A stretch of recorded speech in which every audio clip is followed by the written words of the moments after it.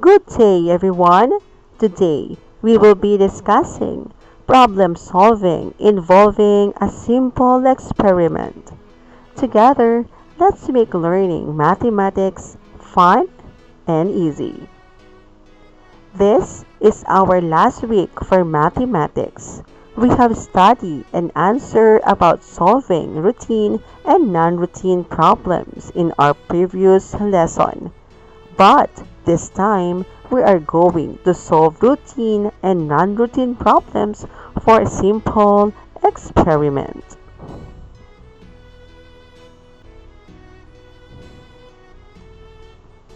These are the things that you must bear in your mind. Always remember the steps in solving a problem. Step 1. Understand. What is asked in the problem? What are the given numbers?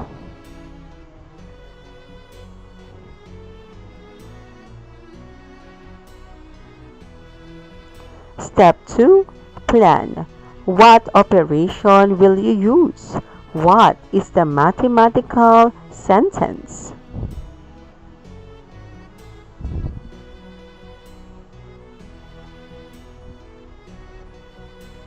Step 3.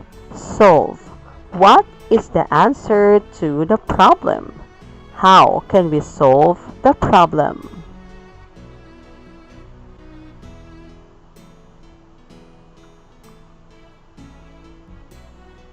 Step 4.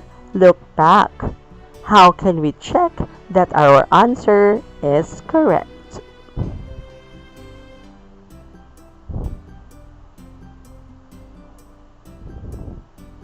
Let's do this. Read and solve the problem by answering A to E.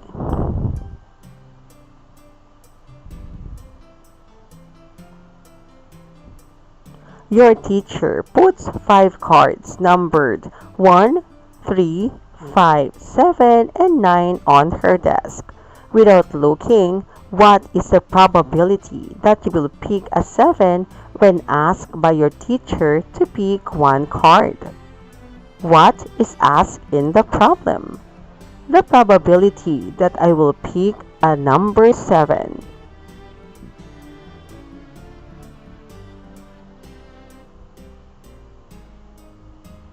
What are the given numbers? The given numbers are 1, 3, 5, 7, and 9.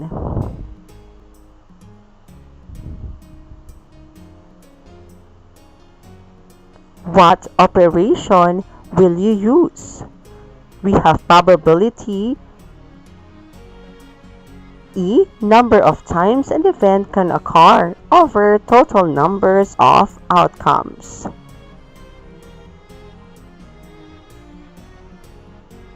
What is the mathematical sentence?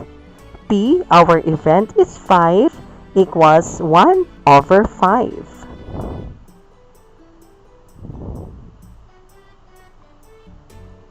What is the answer to the problem? The probability that a number 7 will be picked is 1/5.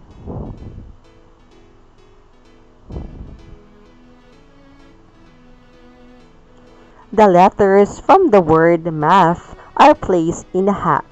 What is the probability that you select an A when are choosing a letter without looking? What is asked in the problem? The probability that I will select an A.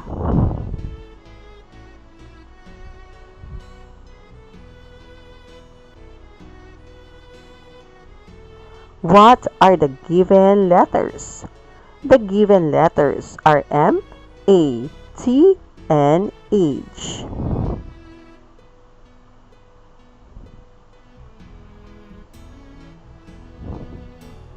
What operation will you use?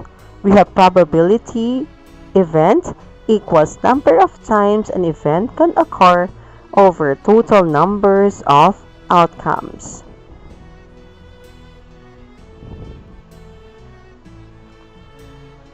What is the mathematical sentence? P. Our event is letter A equals 1 over 4. What is the answer to the problem? The probability that the letter A will select is 1, 4.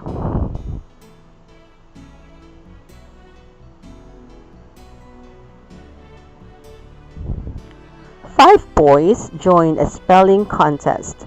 With what is the probability that one of the boys wins? What is asked in the problem? The probability that one of the boys wins.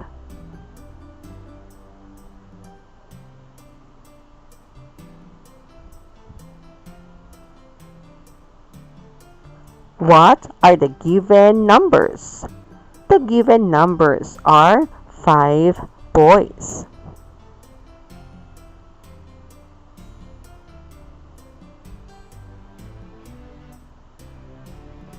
What operation will you use? Probability event equals number of times an event can occur and over total numbers of outcomes. What is the mathematical sentence? P. Our event is 5 equals 1 over 5.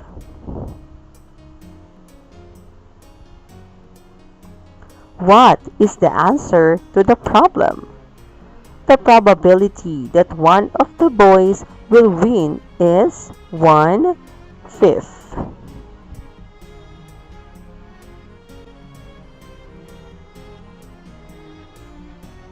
From a class of 20 boys and 20 girls, what is the probability that a boy chosen to be a cheerleader?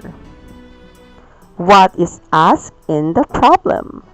The probability that a boy would be chosen to be a cheerleader.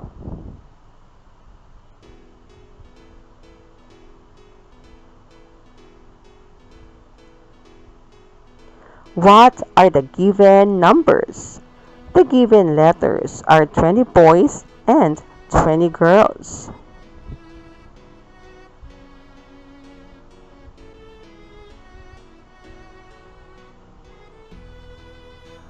What operation will you use? We're going to use division.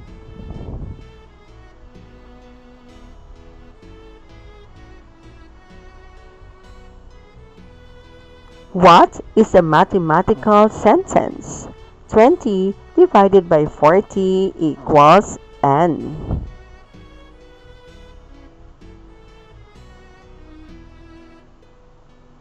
What is the answer to the problem?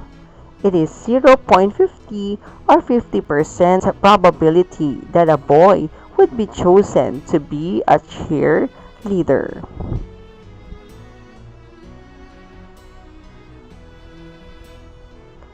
What is the probability that an event number of dots shows up if a die is rolled? What is asked in the problem? The probability that an even number of dots shows up.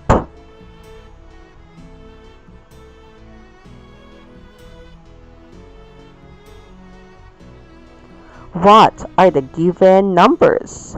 The number of dots in a dice: 1, 2, 3, 4, 5, and 6.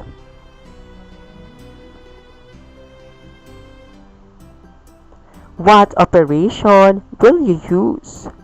Probability or event equals numbers of times an event can occur over total number of outcomes.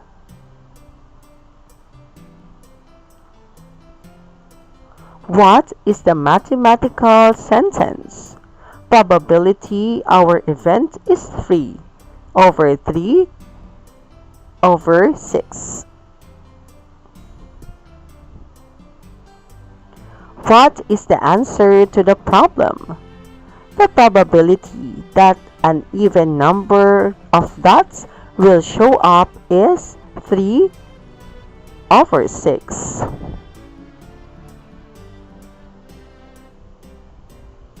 Let's do this. Read the problem and solve.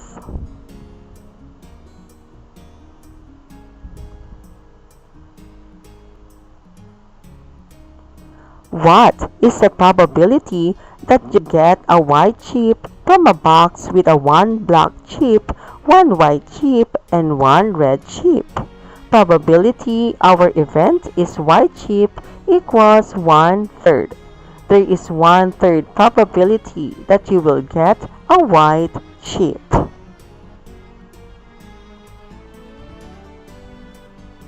What is the probability that you get an 8 when you are rolling a number cube?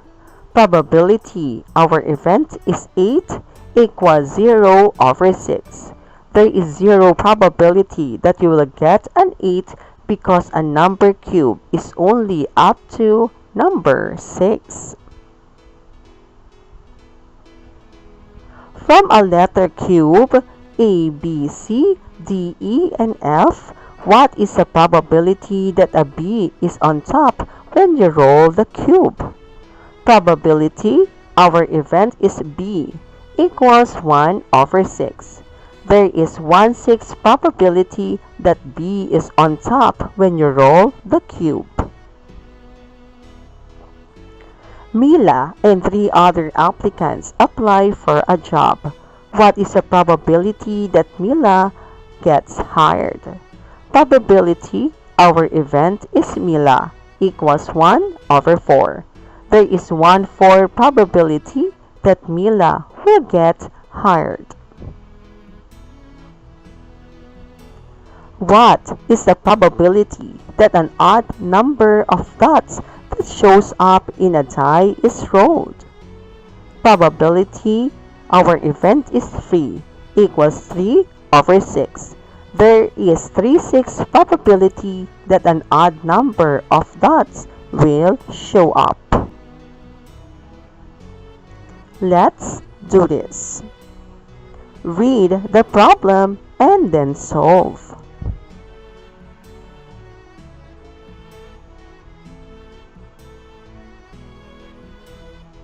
What is the probability that you will draw 2 king cards from a complete deck of 52 cards?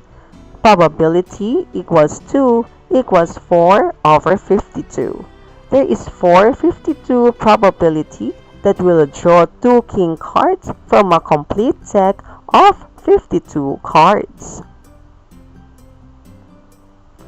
If you toss a die once, what is the probability that a 2 will come out? P, our event is 2, equals 1/6. There is 1/6 probability that a 2 will come out. What is the probability that you get a black pen from a box of assorted pens with 12 red pens, 12 blue pens, and 12 black pens? Probability our event is black pen equals 12/36. There is 12/36 probability that you will get a black pen. 9 balls marked 1 to 5 are placed in a box. If you pick a ball at random, what is the probability that a 4 is taken out? Probability our event is 4 equals 1/9. There is 1/9 probability that a 4 will be taken out. What is the probability that you can pick letter O from the cutouts of letter opposite? Our probability is event is 0 equals 2/8. There is 2/8 probability that you will pick letter O. Let's do this. Read the problem and then solve.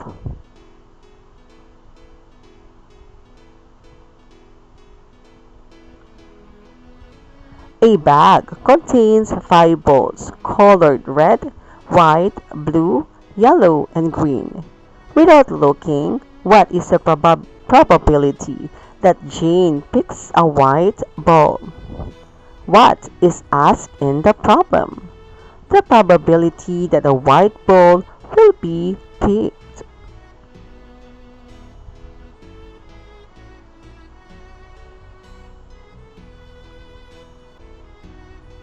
What are the given numbers? The number is 5 balls, red, white, blue, yellow, and green.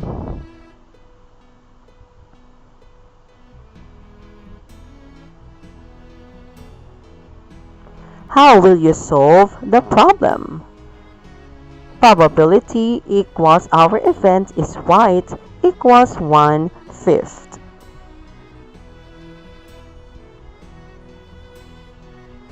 What is the answer to the problem?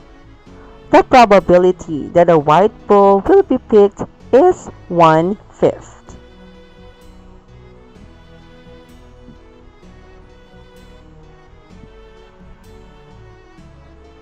Eileen and her friends take turns in spinning a letter spinner with letter A, B, C, D, and E. What is the chance that Clara lands on a D in her next turn? What is asked in the problem? The probability that a D lands in letter spinner.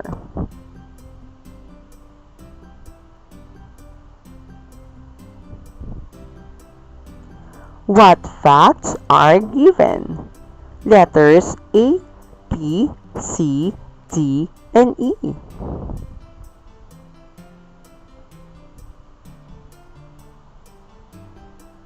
How will you solve the problem? Probability, our event is D, equals 1/5.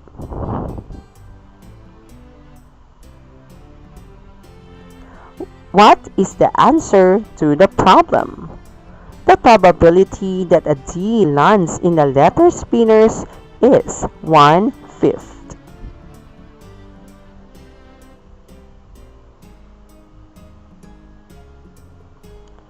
Your brother puts a red egg and a white egg in a basket. What is the chance that when you get an egg from the basket, you'll pick a red? What is asked in the problem? The probability that a red egg will be picked.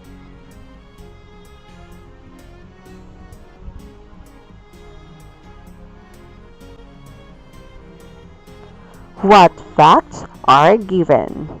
A red egg and white egg.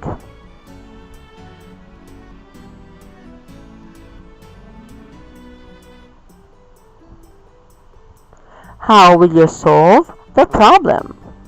Probability, our event is red egg, equals 1/2.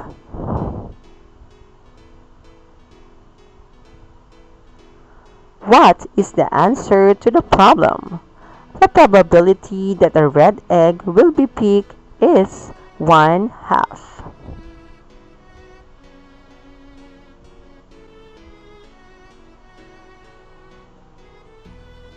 A bag contains 5 green chips, 5 red chips, and 5 blue chips. What is the probability of picking a green chip?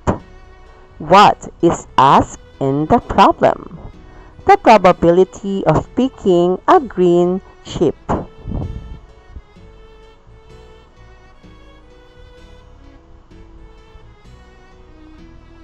What are the given facts? 5 green chips, 5 red chips, and 5 blue chips.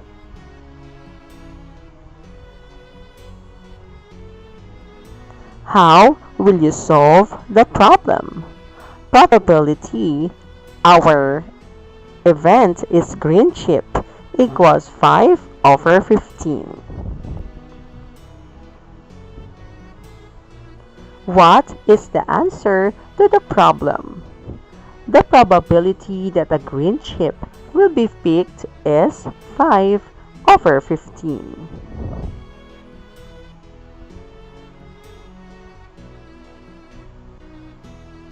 Mother bought 3 guavas, 3 mangoes, and 3 chicos. What probability can her child Gwen pick guava?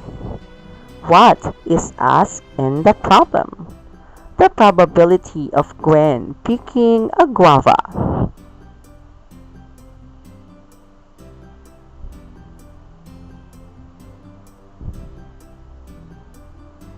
What facts are given? 3 guavas, 3 mangoes, and 3 chicos.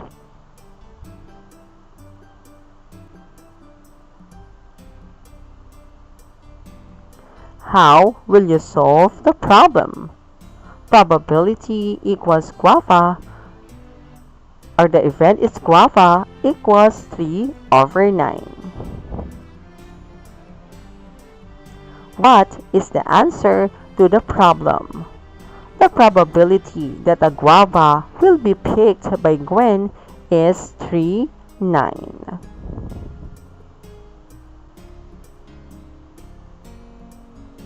Thank you for watching. Till our next mathematics lesson. Goodbye.